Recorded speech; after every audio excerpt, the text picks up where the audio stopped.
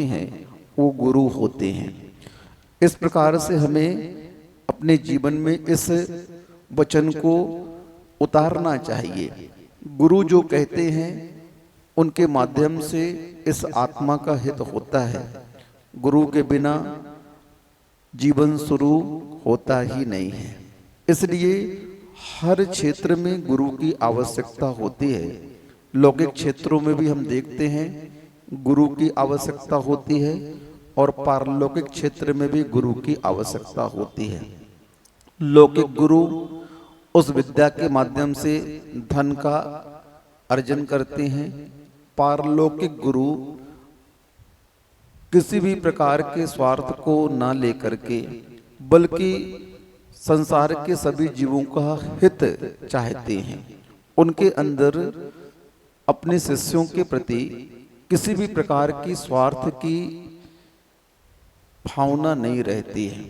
बस उनका इतना ही भाव रहता है कि ये सब के सब हमारे जैसे बन जाए, ये सब के सब भगवान बन जाए। गुरु और कुछ भी नहीं चाहता है। हाँ, और आप लोग भी देख लो ना, गुरु के पास आप लोग क्या दे करके जाते हो? गंदगी। क्या दे करके जाते हो? गुरु को आज तक क्या दिया तुमने? देखो तो बताओ क्या दिया। कोई कुछ त्याग करने के लिए आता है, कोई कुछ त्याग करने के लिए आता है। अनेक गुरु हमेशा बुराइयों को ही लेता है और अच्छाइयों को देता है। क्या करते हैं गुरु महाराज? अच्छाइयों को देते हैं और बुराइयों को लेते हैं। तो बुराइयों को लेते हैं इसका मतलब ये नहीं कि उनके अंदर बुराई की खान इकट्ठी हो गई हो, बल्कि उस बुराई को वो निकाल देते हैं। हाँ, स्वर्णकार क्या करता है? उस सोने की गिट्टी में किट्टिमा कालिमा है, उसको वह जला देता है और शुद्ध स्वर्ण आपको दे देता है। अगर अशुद्ध स्वर्ण दिया जाए तो वह कभी भी आभूषण के योग्य नहीं होता है।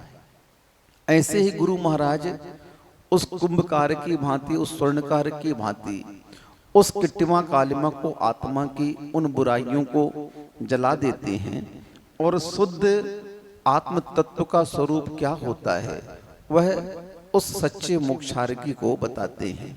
जो सम्यक दृष्टि होते हैं वो थोड़े से में समझ जाते हैं कि हमें क्या करना चाहिए, क्या न करना चाहिए। आप लोग भी समझ गए होंगे कि धर्म का और कोई भी लक्ष्य नहीं होता है, धर्म की कोई भी डिमांड नहीं होती है। धर्म मात्र आपको भगवान रूप में देखना चाहता है। धर्म क्या चाहता है? माँ बाप क्या चाहते हैं अपने बच्चों के प्रति? बताइए आप लोग। संसार अवस्था में अच्छे माँ बाप अपने बच्चों को किस रूप में देखना चाहते हैं? बोलो, अच्छे रूप में देखना चाहते हो ना? क्या आप चाहते हैं हमारे बच्चे शराबी निकल जाएं, जुआड़ी निकल जाएं? किसको अच्छा लगता है? नहीं लगता ना। हर माँ बाप की क्या भावना रहती है? मेरे बच्चे मेरी आज्ञा के अनुसार चले और अपने परिवार का, समाज का और धर्म का नाम रोशन करें। बस इसी प्रकार से गुरु और धर्म भी कुछ नहीं चाहता है। वो यही चाहता है कि हमारे सानिध्य में जो आता है वह यहाँ से अच्छाइयों को लेकर के जाए और एक दिन इतनी ऊंचाइयों को प्राप्त कर ले कि उसके बराबर फिर कोई भी ऊंचा न पहुंच पाए। इतने सुखों को प्राप्त कर ले कि उसके आगे सुख हो ही ना। लास्ट सुख, अव्ययवाद सुख को प्राप्त कर ले। ये किसका भाव रहता है? गुरु का और धर्म का। अब यहाँ पर आचार्य महाराज पुनः प्रश्न और उत्तर के माध्यम से आप लोगों के जीवन में प्रकाश डाल रहे हैं कि संसार का प्रयोजन क्या है, पर्याय का प्रयोजन क्या है, क्या लक्ष्य लेकर के हमें संसार में जीना चाहिए, क्या हमें प्राप्त करने की भावना करनी चाहिए। इस बात को पुनः आगे बताते हैं। त्वरितम किम कर्तव्यम विदुषा संसार संतति छेद है, किम मोक्ष तरोर बीजम सम्यक ज्ञानम क्रिया सहितम। चलिए बोले। त्वरितम किम कर्तव्यम विदुषाम संसार संतति छेदः किम मोक्ष तरोर्बीजम सम्यक ज्ञानम क्रिया सहितम। भगवन विदुषाम त्वरितम किम कर्तव्यम। हे भगवन, इस संसार में आने के उपरांत विद्वानों को शीघ्र से शीघ्र क्या करना चाहिए। संसार संतति छेदः, संसार की परंपरा का नाश करना चाहिए। क्या करना चाहिए। इस संसार में जन्म लेने के बाद शीघ्र अति शीघ्र कौन से कार्य करना चाहिए। संसार की संतति यानी परंपरा का नाश करना चाहिए। संसार की परंपरा के साथ हम चलते रहे तो संसार परिभ्रमण छूटने वाला नहीं है। मनुष्य पर्याय को 84 लाख योनियों का राजा कहा गया है। क्या कहा गया है। क्योंकि अन्य ऐसी कोई भी पर्याय नहीं है जिन पर्यायों में आप उत्कृष्ट त्याग को स्वीकार करें, जिन पर्यायों में आप उत्कृष्ट संयम को धारण कर सके। मनुष्य पर्याय के अलावा ऐसी कोई भी पर्याय नहीं है। नारकियों का गुण स्थान जब हम देखते हैं तो 1 से 4 तक। कहां तक। नारकी का गुण स्थान कितना होता है। प्रथम गुण स्थान से लेकर 4 तक। अगर उसका विकास होता है तो किस गुण स्थान तक वह पहुंच सकता है। 14 गुण स्थान होते हैं। कितने होते हैं। और 14 गुण स्थानों को पार करके यह आत्मा सिद्धत्व अवस्था को प्राप्त करती है। तो प्रथम 3 गुण स्थान जो हैं वो संसार अवस्था के हैं। किसके हैं। हाँ, और चौथे गुण स्थान से मोक्ष मार्ग प्रारंभ होता है। तो नारकियों में कितना गुण स्थान होता है। 1 से 4 तक, यानी वहां पर सम्यक दर्शन वह प्राप्त कर सकता है। देवों में कौन से गुण स्थान होते हैं।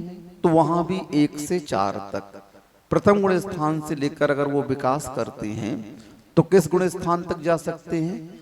चौथे गुण स्थान तक। त्रियंचों में 1 से 5 गुण स्थान होते हैं। सुन रहे हो। जो आप गाय भैंस सांप छछूंदर कुत्ता बिल्ली गधा कुत्ता हाथी घोड़ा जो भी देखते हैं, संगी पंचेंद्री त्रियंच जो है अगर विकास करता है तो वह वृत्ति श्रावक तक बन सकता है। सुन रहे हो। कहां तक बन सकता है। मनुष्यों से बहुत ज्यादा मनुष्य तो संख्यात होते हैं। कितने होते हैं। और त्रियंच असंख्यात होते हैं। आपकी गिनती उंगली के पोरों में है। किसमें है। मनुष्यों की गिनती किसमें है। इतने उंगली के पोर है ना। ये एक उंगली में 3 पोर है तो 5 उंगली में 15 पोर हो गए और 5 उंगली में 15, 30 पोरों में गिनती तुम्हारी समाप्त हो जाती है। बस समझ गए। इतनी ही गिनती है मनुष्यों की। 1 दहाई सैकड़ा हजार जब लेंगे ना तो 30 पोरों में गिनती समाप्त है तुम्हारी। हाँ, अब हमें याद नहीं 30 तक कौन से होते हैं, लेकिन 30 पोरों में गिनती। हाँ, 29 में हो जाती। 30 पोर बहुत है ये हाथ के। 29 पोर में गिनती समाप्त हो जाती है। यानी इतने ही हैं आप लोग। लेकिन त्रियंच कितने हैं। असंख्यात। असंख्यात असंख्यात किसे कहते हैं। जिनकी कोई गिनती ना हो। सुन रहे हो। अनंत से कम है लेकिन अनंत जैसा है। कैसा है। अनंत तो नहीं है असंख्यात। असंख्यात से बहुत बड़ा पेट अनंत का होता है। लेकिन इस असंख्यात को भी सामान्य ज्ञान के माध्यम से हम नहीं जान सकते हैं। असंख्यात की गणना को जानने के लिए कम से कम अवधि ज्ञान आवश्यक होना चाहिए। क्या होना चाहिए। मतिश्रुत ज्ञान के माध्यम से उस असंख्यात के वर्णन को हम नहीं समझ सकते, नहीं जान सकते। हाँ, अवधि ज्ञानी महाराज होंगे तो वो समझ जाएंगे। तो अब आप देख लिए आपसे त्रियंच असंख्यात गुणे हैं और असंख्यात गुणे त्रियंच सम्यक दर्शन को प्राप्त करके व्रती बन करके स्वर्ग जाते हैं। क्यों। सीधा सा सिद्धांत है। चारों गतियों में से नारकी असंख्यात है। सुन रहे हो? ध्यान से सुनना, सिद्धांत की बात है। नारकी कितने हैं? असंख्यात हैं। देव कितने हैं? असंख्यात हैं। त्रियंच कितने हैं? असंख्यात हैं। और मनुष्य कितने हैं? संख्यात मात्र हैं। तो असंख्यात देवों की सीट जो वैकेंसी होती है वो कौन फुल करता है? स्वयंभू रमण द्वीप समुद्र में जो त्रियंच रहते हैं वे असंख्यात त्रियंच जम्बू द्वीप स्वयंभू रमण समुद्र के पंचम गुण स्थान को धारण करके सम्यक दर्शन को प्राप्त करके उन देवों में जाते हैं। और यही त्रियंच असंख्यात मिथ्यात्व को धारण करके नरकों में भी जाते हैं और त्रियंच गति में भी आते हैं। तो इसीलिए इस मनुष्य पर्याय को सर्वोत्कृष्ट पर्याय कहा गया है। अब मनुष्य भी 5 प्रकार के होते हैं। कितने प्रकार के होते हैं? सुन रहे हैं? आपकी क्वालिटी कितनी है? कितने प्रकार के मनुष्य होते हैं? पहला आर्य क्षेत्र का मनुष्य, दूसरा मलेच्छ क्षेत्र का मनुष्य, तीसरा भोग भूमि का मनुष्य, चौथा कुभोग भूमि का मनुष्य और 5वां सम्मूर्छन मनुष्य। सुन लिया आप लोगों ने? मनुष्य कितने प्रकार के होते हैं? 5 प्रकार के। कौन कौन से मनुष्य? आर्य क्षेत्र के मनुष्य, मलेच्छ खंड के मनुष्य, भोग भूमि के मनुष्य, कुभोग भूमि के मनुष्य और सम्मूर्छन मनुष्य। ठीक ना? अब इन 5 प्रकार के मनुष्यों में भी वह योग्यता विद्यमान नहीं है जो योग्यता वर्तमान के इस पंचम काल में उत्पन्न हुए मनुष्यों के पास में है। सुन रहे हो? आपकी क्वालिटी कितनी उच्च है? अभी कितनी उच्च क्वालिटी के साथ आपने जन्म लिया है, थोड़ा देखो। कितना दुर्लभ है मनुष्य पर्याय। दुर्लभ है निगोद से थावर, अरु त्रस गति पानी और नर काया को सुरपति तर से। हे दुर्लभ प्राणी, क्या बोल दिया आपको? दुर्लभ प्राणी। अब देखो 5 प्रकार के मनुष्य हैं, लेकिन उन 5 प्रकार के मनुष्यों में भी आप दुर्लभ हो। कैसे हो? आप अपने आप को कॉमन नहीं मानना, आप बहुत महत्वपूर्ण हो। अभी मैं बताता हूं। मलेच्छ खंड के मनुष्य के पास में सम्यक दर्शन को प्राप्त करने की योग्यता ही नहीं है। सुन लो, इससे अच्छा तो 7वीं पृथ्वी का नारकी है। कौन है? 7वीं पृथ्वी का नारकी सम्यक दर्शन को प्राप्त करने की योग्यता रखता है, लेकिन मलेच्छ खंड का मनुष्य सम्यक दर्शन को प्राप्त करने की योग्यता नहीं रखता। हाँ, एक ऑप्शन वहां पर आता है। जब चक्रवर्ती दिग्विजय यात्रा के लिए निकलता है और मलेच्छ खंड को जीतता है तो वहां से 32,000 रानियां लेकर के आता है। कितनी रानियां?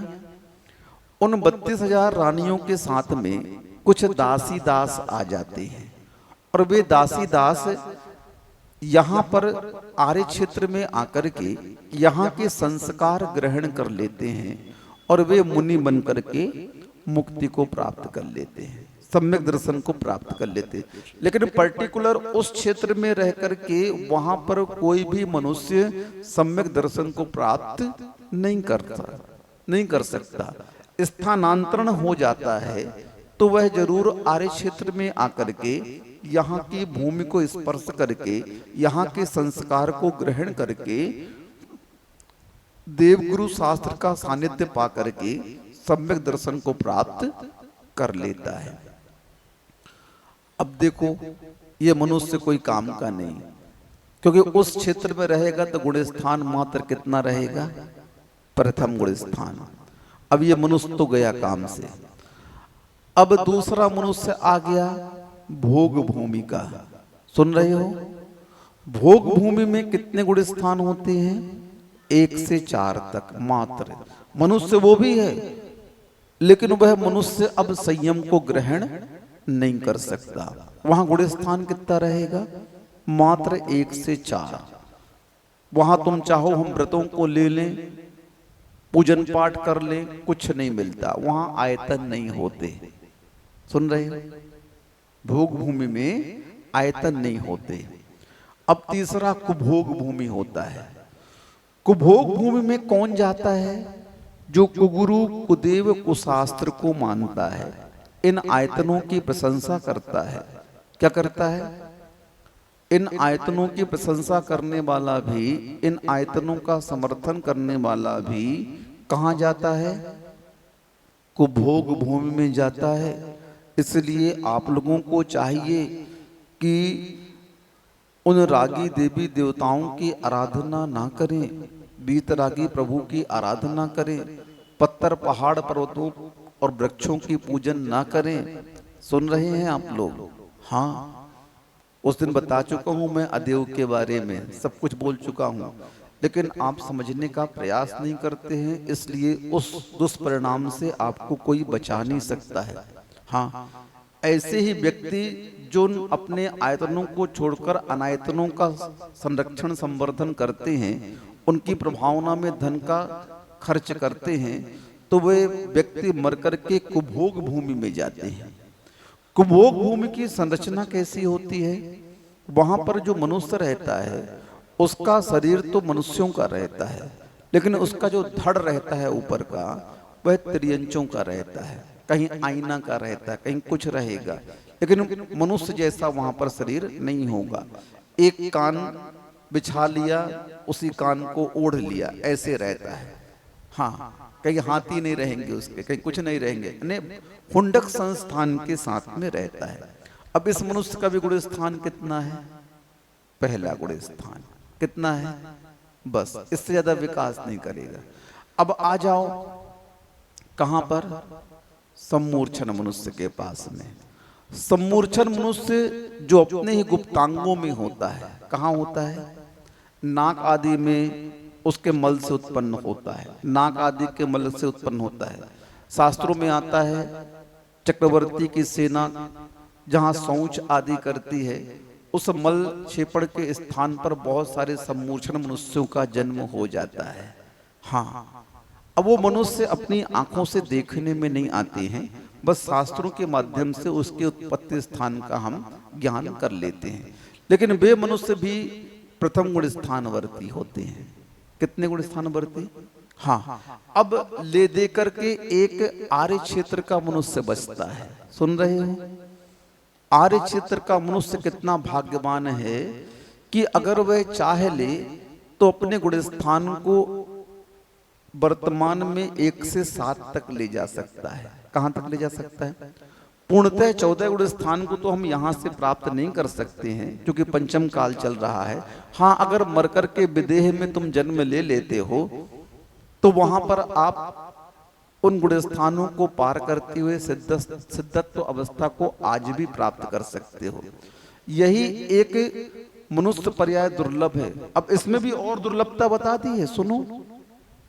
इस मनुष्य पर्याय में भी और दुर्लभता क्या है?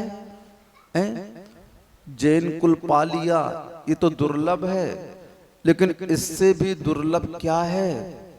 सुनो, जो आर्य क्षेत्र का मनुष्य वीतराग धर्म में जन्म लेकर के पला बड़ा, उसकी दुर्लभता तो है ही, लेकिन उसके लिए भी 3 दुर्लभ कार्य कह दिए गए हैं। कितने दुर्लभ कार्य आप लोगों के लिए कह दिए गए हैं? मनुष्य पर्याय को प्राप्त करके 3 दुर्लभ कार्य आपके सामने रखे हैं। महाराज कौन कौन से? पूछो तो। पहला दुर्लभ कार्य मनुष्य पर्याय का है भगवान का अभिषेक करना। ये कैसे दुर्लभ हो गया? तो बाएं हाथ का खेल है महाराज। हाँ, बताता हूं अभी। दूसरा दुर्लभ कार्य है मुनिराजों को आहार देना। क्या है दुर्लभ कार्य? और तीसरा दुर्लभ कार्य है स्वयं मुनि बन करके विचरण करना। ये 3 दुर्लभ कार्य कहे गए हैं। पहला भगवान का अभिषेक करना, दूसरा मुनिराज के हाथ में ग्रास देना, आहार देना, और तीसरा स्वयं मुनि बन करके विचरण करना, आत्मसाधना करना।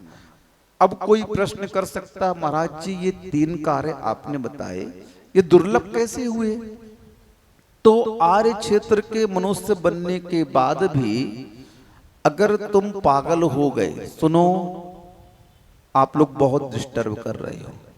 हम क्या कह रहे हैं, इस आर्य क्षेत्र के मनुष्य बनने के बाद भी अगर आप पागल पैदा हुए तो आप मुनिराज को आहार नहीं दे सकते। पागलों को अभिषेक करने का अधिकार नहीं है, आहार देने का अधिकार नहीं है, और मुनि बनने का अधिकार नहीं है। अगर आप कोढ़ी कुष्ठी हो गए तो कोढ़ी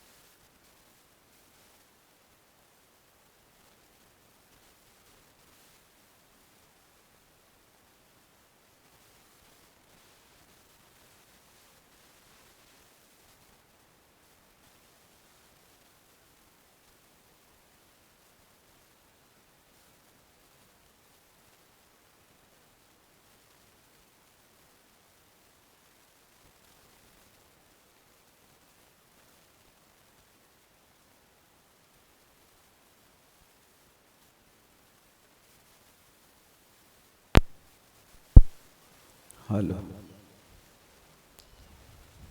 हाँ, समझ में आया क्या कह रहे हैं हम?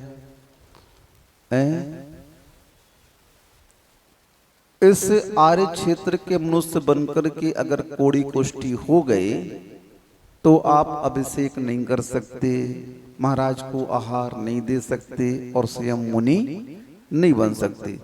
और तीसरा कारण और है, अगर आप विकलांग हो गए, कर्म का उदय ऐसा आ गया जीवन में, किसी कारणों से तुम्हारे हाथ पांव कट गए, उंगलियां कट गईं, अंधे हो गए, तो तुम मुनिराज को आहार नहीं दे सकते, अभिषेक नहीं कर सकते।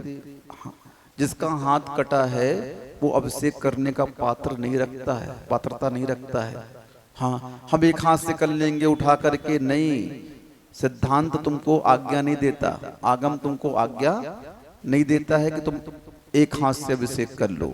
हम एक पैर से कर लंगड़े हैं, बैसाखी के बल पर अभिषेक कर लेंगे खड़े होकर के, नहीं, आगम की कोई आज्ञा नहीं है।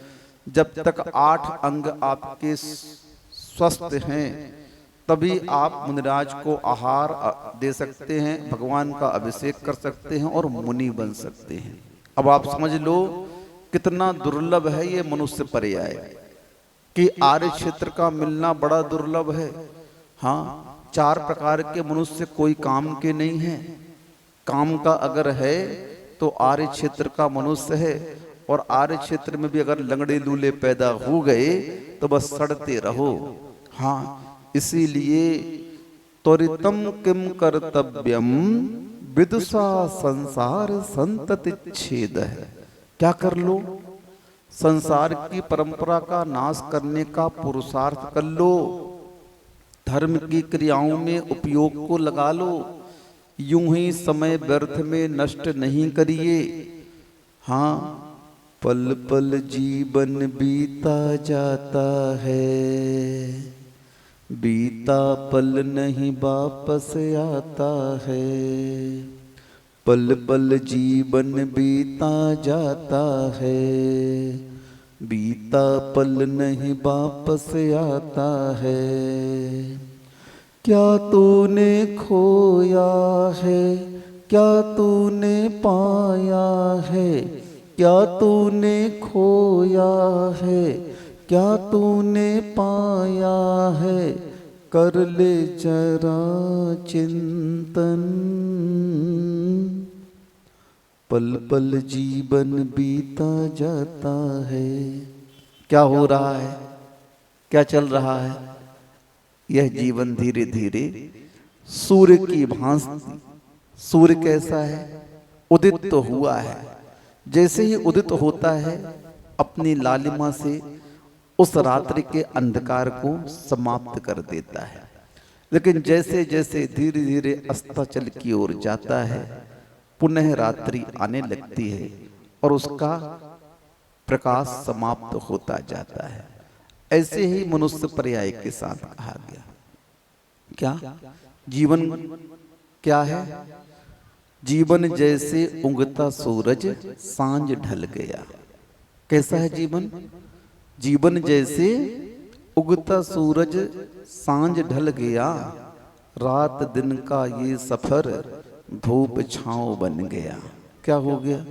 धूप छांव की भांति है ये जीवन। कहीं सुख, कहीं दुख, कहीं रात, कहीं दिन चलता रहता है। लेकिन इसके बीच में क्या होता है? दिन के प्रकाश में आप अपने कार्यों को कर लेते हैं और रात्रि के अंधकार में आप विश्राम करते हैं। ठीक है, विश्राम कर लिया। कब तक विश्राम कर लिया? जब तक अज्ञान दशा थी, जब तक हम मिथ्यात्व के कारण ये समझ नहीं पाते थे कि धर्म क्या है, पुरुषार्थ क्या है, हमारा लक्ष्य क्या है, तब तक कोई बात नहीं थी। लेकिन अब आपको ज्ञात हो चुका है ना, जिन कुल में आते ही इस कुल की परंपरा से आपको सिखा दिया गया कि भैया वीतराग तुम्हारे प्रभु हैं, तुम्हें भी वीतरागी बनना है। ये अभक्ष्य है, इसका सेवन नहीं करना है। इन कार्यों से हिंसा होती है, पाप का आश्रय होता है, ये आपके लिए अहितकर है, आत्मा का अहित करने वाले हैं। सब कुछ बचपन से ही इस धर्म ने आपको पाठशालाओं के माध्यम से सिखा दिया है। अब उस सिखाए हुए पाठ को आप कितना आगे लेकर के जाते हैं, कितना अपने जीवन का आधार बनाते हैं। जिसने इसे अपने जीवन का आधार बना लिया वह विकास को प्राप्त कर लेता है, और जिसने मात्र पाठ के रूप में ही इसे अपने जीवन में रखा, प्रयोग नहीं किया, उसका जीवन पुनः समाप्त हो जाता है और यह पर्याय के ऊपर पर्याय प्राप्त करता रहता, परिभ्रमण चलता रहता। घूमते रहो, हम क्या कर सकते हैं? समझने का प्रयास करो। जो विद्यार्थी अच्छे से विषय को तैयार करता है वही विद्यार्थी आगे जाकर के दूसरी कक्षाओं में पहुंचता है अच्छे मार्ग के साथ में। अगर वह विद्यार्थी विषयों को तैयार नहीं करता, अपने सब्जेक्ट को लर्न नहीं करता है, तो फिर वह उसी क्लास में पुनः उसे पढ़ना पड़ता है। आप लोग के लिए भी यही कहा गया है। अगर अच्छे विद्यार्थी की भांति अपने उस आत्म तत्व के विषय को समझ करके लर्न नहीं करते हो, तो फिर आपको पुनः इन पर्यायों के सब्जेक्ट में परिभ्रमण करना पड़ेगा। अनादिकाल से क्या करते आ रहे? कोई नया थोड़ी किया तुमने संसार में आकर के। वही पर्याय, वही संज्ञाएं, वही विषय भोग इंद्रियों के, और उसके अलावा है क्या संसार में? बताओ, नया क्या किया? कुछ नया किया क्या है? ये आविष्कार हो गया, ये आविष्कार हो गया, विज्ञान ने इतना विकास कर लिया। अरे कोई विकास नहीं किया। विज्ञान अभी विकास के क्रम में लगा हुआ है। उसकी खोज ही बता रही है कि अभी वह पूर्णतः विकास को प्राप्त नहीं है। बहुत सारे अभी विकास के लिए मार्ग खुले हुए हैं, बहुत सारे रिसर्च उनको करना है जीवन के। हाँ, इतना विज्ञान ने अपने विकास को बढ़ा लिया, लेकिन आत्मा के विषय में आज भी अनभिज्ञ है। वो कैसा है?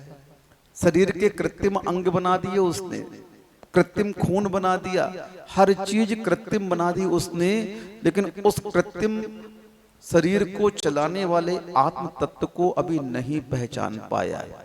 बस वहां पर विज्ञान हार जाता है और वहीं से धर्म की शुरुआत होती है। धर्म की शुरुआत कहाँ होती है? जहां विज्ञान घुटने टेक देता है। हाँ, विज्ञान स्वयं कहता है मेरे जितने भी साधन हैं ये मात्र टेंशन देने वाले हैं। क्या करने वाले हैं? जीवन के उस बहुभाग को नष्ट करने वाले हैं, समय को बर्बाद करने वाले हैं। विज्ञान के जितने भी आविष्कार हैं आत्महत्या के साधन हैं। किसके साधन हैं? हाँ, आपने देखा नहीं, एक दिन पंखा चलते चलते गिर गया था बीच में। अब विज्ञान का आविष्कार है, ये चल रहा था, चलते चलते क्या हो गया, गिर गया। गिर गया, एक बाई बैठी थी, बच गई बेचारी। ये कहो चलते चलते कंधे में गिरा उसके। कहाँ गिरा? उस दिन बच्चों का वो था, बच्चे लोग आए थे स्कूल के, उनके मैडम थी कोई। हमने बोला ये देखो विज्ञान का आविष्कार, आत्महत्या का साधन। हाँ, एक दिन पेपर में खबर सुनी, बच्चे खेलते खेलते कार का एसी चालू करके कार में सो गए और 2-3 घंटे सोए, वहीं पर मर गए वो बच्चे। बताओ, नींद ऐसी आई, वो एसी में ऑक्सीजन मिला नहीं उन बच्चों को और मरण को प्राप्त हो गए। जैसे ही पिताजी ने गेट खोला, दोनों बच्चे मरे मिले कार में। ये क्या है? आप इन्हें सुविधा मानते हो और ये मौत दे रही है। क्या दे रही है? विज्ञान के जितने भी आविष्कार हैं ये सब माइंड अपसेट करने वाले हैं, माइंड को कूल करने वाले नहीं हैं। इनके माध्यम से दिमाग खराब हो रहा है। आप देखिए पहले बच्चों का दिमाग कितना चलता था, कितनी मेमोरी आती थी। अब क्या हो गया, 2 और 2 4 जोड़ने के लिए 4 बटन दबाते हैं। 2 + 2 = 4। कितनी बटन दबाई कैलकुलेटर में, कितनी बटन दबा दी आप लोगों ने, बताओ। यानी इतना मूर्ख होता जा रहा है इस विज्ञान के युग में व्यक्ति कि वह 2 और 2 4 जोड़ने के लिए 4 बटन दबा रहा है। ऐसे ऐसे करके गिन लेता तो 4 हो जाते उसके पास में। हाँ, ये सब जितने आविष्कार हो रहे हैं ये व्यक्ति के क्षयोपशम को कम करते जा रहे हैं, आपकी बुद्धि को और गिराते जा रहे हैं, आपके शरीर को और कमजोर बनाते जा रहे हैं। क्योंकि विज्ञान ने इतनी सुविधा दे दी है कि शारीरिक श्रम कम होता जा रहा है और जितना शारीरिक श्रम कम होता जाएगा उतनी आपकी आयु भी क्षीण होती जाएगी, उतना आप कम जियोगे। क्यों? इतने सारे रोग आकर के आपके शरीर में स्थान बना लेंगे कि आपको एक दिन ऐसा लगने लगेगा आत्महत्या कर लो। क्या कर लो? हाँ, आज इतने तनाव का जीवन बीत रहा है कि आत्महत्याएं की घटनाएं बहुत ज्यादा हो रही हैं। आए दिन पेपरों में पढ़ने में आता है कि बच्चों ने आत्महत्या कर ली, पति ने आत्महत्या कर ली, पत्नी ने आत्महत्या कर ली। मैं सोचता हूँ क्या कारण है जो आत्महत्या कर रहे हैं? इनके मन में ये भाव क्यों नहीं आता है कि मरना है तो चलो मुनि बन के मर जाएं, आरिका बन के मर जाएं, त्याग तपस्या अपना के मर जाएं। लेकिन नहीं, इस विज्ञान ने इतना तनाव दे दिया है कि उसे और कुछ नहीं सोचता है, बस सीधे मिट्टी का तेल और रस्सी नजर आती है। बस लगा लो गले में और डाल लो शरीर में और आग लगा लो, मरण को प्राप्त। इससे क्या होगा? छुटकारा मिल जाएगा क्या जीवन से? नहीं, जीवन इसके आगे और है। पर्याय से भले छुटकारा पालो कि ये पर्याय समाप्त हो जाएगी तुम्हारी, लेकिन दूसरी पर्याय में तो फिर जाना है तुम्हें, नहीं जाना है क्या? हाँ, इसलिए शांति कहीं भी मिलेगी तो वीतरागता की शरण में ही मिलेगी। अहिंसा की शरण में आकर ही शांति की अनुभूति हो सकती है। कितना भी आप दंगल कर लो, कितना भी आप संसार का पुरुषार्थ कर लो, लेकिन आराम कहाँ मिलता है? जब थोड़ी देर मंदिर में बैठ जाओ, बस भगवान की मूर्त को देखो, इतनी शांति लगती है कि हाँ बैठे रहो, देखे रहो। आज का इतना व्यस्त जीवन है कि व्यक्ति आराम करने के लिए पिक्चर हॉल में जाता है। कहाँ जाता है? चलो इनको ले चलो पिक्चर दिखाने, कम से कम 2 घंटे सो लेंगे वहां पर। हम कहाँ सोने के लिए जा रहा है? तुम लोग पिक्चर देखो, हम क्या करेंगे? आराम करेंगे। इतना व्यस्त जीवन कर लिया अपना कि पूरा जीवन ही अस्त व्यस्त हो गया। इसीलिए धर्म की शरण में आकर ही शांति मिलेगी। संसार के पदार्थों का संग्रह व्यक्ति के मन को विक्षिप्त बना देता है, पागल जैसा कर देता है। दिन रात उसे वही वही नजर आता है और उसको प्राप्त करने के लिए वह हिंसा की शरण लेता है, चोरी करता है, असत्य संभाषण करता है, कुशील करता है, सभी प्रकार के पापों को करने के लिए वह तैयार हो जाता है। इसलिए अगर आप विद्वान हैं, आप समझदार हैं, आप सम्यक दृष्टि हैं, आप सम्यक ज्ञानी हैं, तो समझिए संसार में आने के उपरांत क्या करना चाहिए? त्वरितम किम कर्तव्यम विदुषा संसार संतति छेदः। संसार की संतति यानी परंपरा का नाश करने का पुरुषार्थ करना चाहिए। किम मोक्ष तरोर बीजम, उस मोक्ष रूपी वृक्ष का बीज क्या है? मोक्ष कैसे प्राप्त करें हम? सम्यक ज्ञानम क्रिया सहितम। सम्यक ज्ञान किसके साथ? क्रिया यानी चारित्र के साथ, आचरण के साथ। ज्ञान तो आपको हो गया, शास्त्रों में लिखा है, पढ़ करके आपने नॉलेज बढ़ा लिया कि पानी में 36,500 जीव होते हैं, इतने योनि स्थान होते हैं, इतने पाप होते हैं, इतने व्यसन होते हैं, ये खाने से ये पाप होता है, सब आपने ज्ञान कर लिया।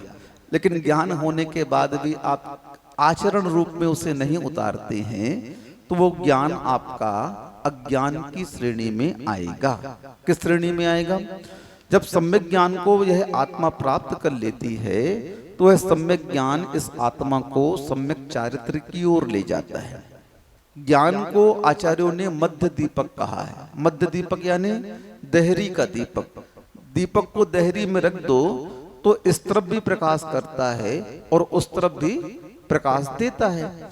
ऐसे ही ज्ञान को आचार्यों ने मध्य में रखा। सम्यक दर्शन ज्ञान चारित्राणि मोक्ष मार्ग है। अब इस क्रम में आप देखिए ज्ञान को कहाँ रखा आचार्य भगवान ने?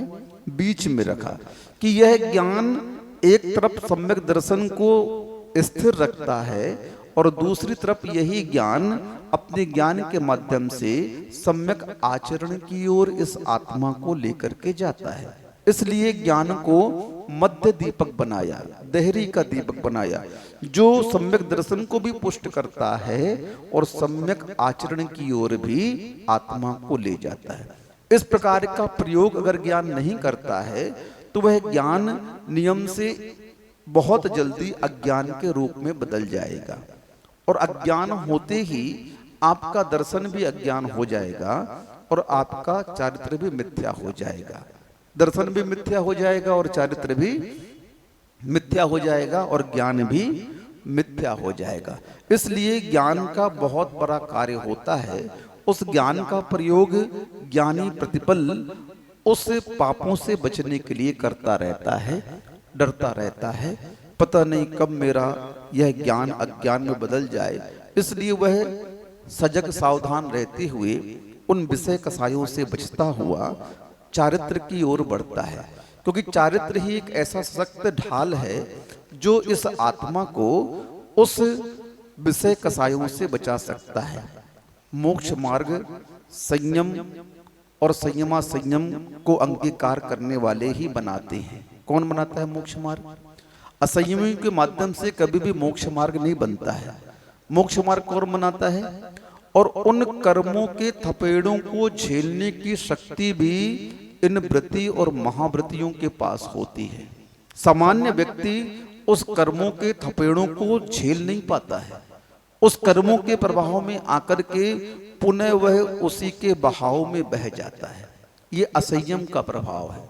संयमी ही उस थपेड़े को झेलने की शक्ति रखता है। संयम के माध्यम से वह चिंतन मनन करता है, नहीं ये कर्म मेरे हैं और इस कर्म का फल मुझे ही भोगना पड़ेगा, निमित्त चाहे कोई भी बने। और इस प्रकार से कर्मों के उस उदय उदीर्णा को, उस फल को वह सहता है। क्या करता है? कर्म का जब फल इस आत्मा को प्राप्त होता है, कर्म जब सजा देने के लिए आता है तो अज्ञानी रुदन करता है, रोता है। क्या करता है? और ज्ञानी खुशी मनाता है। क्या करता है? देखो कितना अंतर है। कर्म के थपेड़े में आप क्या करोगे? रुदन करोगे, क्रंदन करोगे, चिल्लाओगे, छाती पीटोगे, ओ मेरे जीवन में ये हो गया, वो हो गया। और ज्ञानी वहां हंसेगा। क्या करेगा? हंसेगा। क्यों हंसेगा? अरे भैया ये कर्म है, मैंने ही बांधे थे, आए हैं और निकलेंगे कैसे? इसी के माध्यम से तो निकलेंगे। हंसो हंसो। यही धर्म सिखाता है। वेदना के समय में आप शांत होकर के सहना सीखो। रोने से क्या होगा? सिर दर्द हो रहा, कमर दर्द हो रही, कुछ भी पेन हो रहा है। अब उस पेन में तुम्हें रोना आ रहा है। क्या आ रहा है? रो तो रहे हैं महाराज, रोना तो आ रहा, दर्द हो रहा है। अभी मुझे 2-3 दिन पहले बहुत पेन हो गया, नाभि खसक गई, ऐसा लगा जैसे हार्ट फेल हो रहा, मेरा अटैक आ रहा। 2 दिन तक तो मेरी हालत खराब।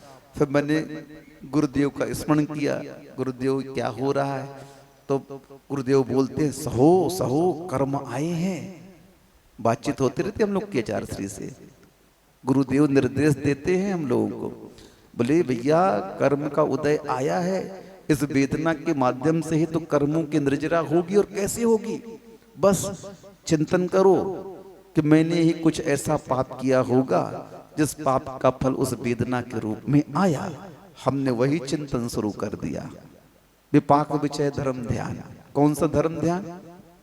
हाँ, वेदना के समय में क्या चिंतन करना चाहिए? मैंने किए विगत में जो पुण्य पाप, वे आ रहे उदय में स्वयमेव आप। आ रहे हैं उदय में, अब आए हैं तो उनका स्वागत करो भैया। मेहमान आ गया घर में, अब कुछ नहीं है तो जो रूखी सूखी है तो बना के खिलाओ बेचारे को, कम से कम उसे ये तो लगे कि मालपुआ ना सही, प्रेम से इसने दाल रोटी तो पूछ ली। अब कर्म भी अपना मेहमान है, आ गया है, उसे बैठाओ, थोड़ा देर उसको अच्छी मेहमानदारी करो, खा पी के चला जाएगा। वो भी आया, 3-4 दिन रेस्ट किया, चला गया आराम से। हाँ, तो इस प्रकार से मैं सही बता रहा हूं, अगर मेरी जगह आप लोग होते ना तो आप लोग की ईसीजी पता नहीं क्या क्या हो जाती, जो हार्ट संबंधी है ना, सब करवा लेते आप लोग। लेकिन संयम उस कर्म के थपेड़े को सहने की आज्ञा करता है, देता है। सहो इसे, आप सहिष्णु बनो, नहीं सहोगे तो क्या होगा? और सहना पड़ा, और सह करके शांति से अगर हम रह गए, कर्म आया, निकल गया, चला गया। कि मोक्ष तरोर बीजम सम्यक ज्ञानम क्रिया सहितम। उस मोक्ष का बीज क्या है? सम्यक ज्ञान आचरण के साथ। इसलिए उस सम्यक ज्ञान के साथ उस आचरण को आप अपने जीवन का आधार बनाएं। विषय भोगों को छोड़ते समय वेदना तो होती है, प्रतिकूलताएं तो होती हैं, लेकिन जब आप अभ्यस्त हो जाओगे मोक्ष मार्ग के, तो आपको इसमें ही आनंद की अनुभूति आने लगती है। हम लोग भी जब घर में थे तो ऐसा लगता था कि आलू प्याज कैसे छोड़ेंगे, रात्रि भोजन कैसे छोड़ेंगे, अवक्ष कैसे छोड़ेंगे। जब छोड़ा, 10 बार खाते थे, 2 बार में आ गए, 2 बार से गुरुदेव ने 1 बार में कर दिया। अब 1 बार में आराम से चल रहा है, कहीं कुछ दिक्कत नहीं है। क्योंकि शरीर ऐसा होता है कि वह अपने आप उस तरह का वातावरण एडजस्ट कर लेता है, झेल शक्ति आ जाती है झेलने की। अभ्यास के माध्यम से सब कुछ संभव है, हर कुछ आप कर सकते हो। बस लगन और उत्साह आपके अंदर मोक्ष मार्ग के प्रति होना चाहिए, इतना ही पर्याप्त है। जिन वाणी के ज्ञानते हैं सूझे लूका लोग, सो वाणी मस्तक नमो सदा।